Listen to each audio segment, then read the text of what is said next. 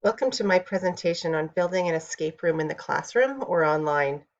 Escape rooms are a fun and innovative teaching idea.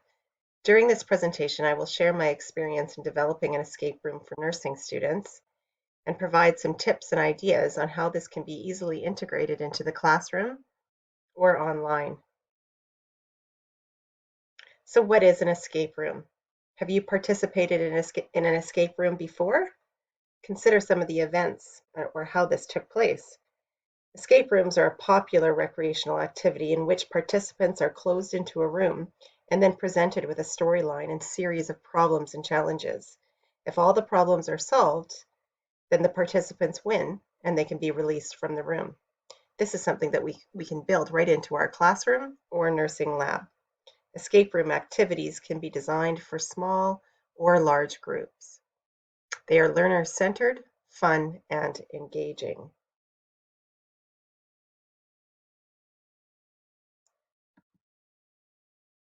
In the past, lecture-based education was the norm in the classroom. Today, however, education and teaching methods have become much more creative. It is important to consider the generation of students that we are teaching and that they come out of other post-secondary institutions or high schools with much more advanced technological and media-driven knowledge. With the idea of the escape room and its sort of problem-solving focus, the concept draws on teamwork and collaborative practice to solve a mystery. The focus in a typical nursing lab centers around a patient situation, and the students have to work together to solve the problem. Teamwork is a very important responsibility in nursing. So before you start to develop or design your escape room, you want to carefully consider what the goals are. So what do you want the students to achieve by completing this activity? How does it relate to the learning objectives or the outcomes? Developing SMART goals and sharing these with the students prior to starting the game is important. So before starting the challenge, participants are given an explanation of a fictional setting and a situation that they're going to face. They are assigned an ultimate goal and then told that they have to solve a series of problems. The activity is timed, and students must learn to organize and work together in a time-efficient way. This adds some fun.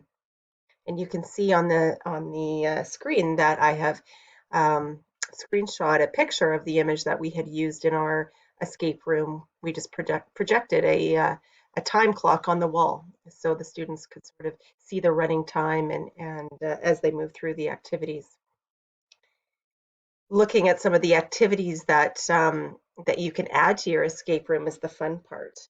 So there was many different ideas and options to create some fun learning and problem solving. We used different concepts such as lock boxes, code readers, and a UV flashlight. Simply using bleach on a piece of paper and a UV flashlight reveals the code. It's important to start simple and to give students the opportunity to ask questions if they need to. We provided students with clue cards, for an example, so that they could ask for help to solve a problem if they needed to. And this sort of kept the momentum going as well as they worked through some of the different activities. But we had to keep the students challenged too, and also recognize that we may be there to guide them or to facilitate some of their learning as they progress through the activity. Don't make it too difficult. And you can see the highlighted numbers on the patient's ID bracelet provided the students with a code to open up the next activity.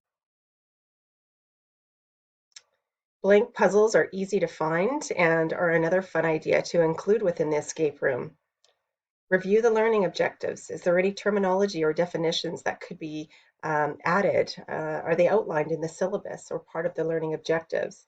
In this case, it was a medication drug class, and as you can see, a difficult collection of letters that the students had to put together.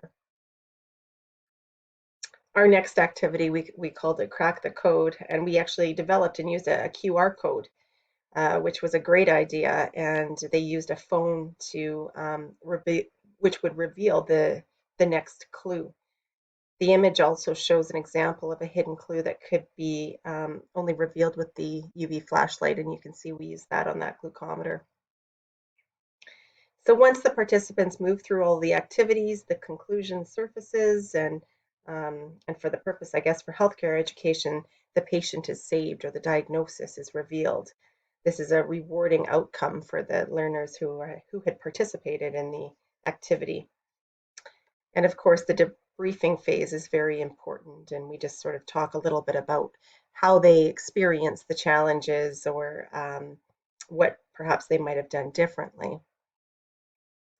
So when we look at online education, we also want to be innovative and consider integrating some of these ideas and concepts. So can we bring the idea of an escape room into remote learning or online learning? And in fact, we can. So a fun idea is actually creating an online breakout. And students can be organized into small groups or they can complete the activity on their own, simply using a case study or a scenario-based activity, and then creating an unfolding situation where students have to move through different sections in order to solve the problem. The key is that they can't move on unless they've answered all the questions correctly. So virtual simulation is rapidly growing, and there is many applications and resources which are quite impressive. So you just have to take some time to navigate through the um, internet and see what you can come up with. Although in-person learning allows for improved team building and communications and directed at possibly different types of learner styles, digitally enhanced and virtual learning also has its benefits. In many cases, it allows students to work through problems at their own pace and in kind of a pressure-free environment. This slide is an example of how you can sort of create the concept of an escape room online using Office 365 or OneNote, simply just building or integrating in a previously used case study or scenario, and then the students can work through by solving each activity before they move on. So there are many resources for educators that are available. They're simple how to build an escape room guides and introductions that are really easy to follow and also have some great ideas. So whether you're teaching in healthcare or another field, this concept can be integrated and it is successful. It is also suggested to create a trial run first, and that was probably my final tip, which was really helpful for us when we um, ran through our escape room. So do games like this really help participants to learn? The evidence suggests that they do. And in closing, this was a great experience for nursing students and the feedback was positive.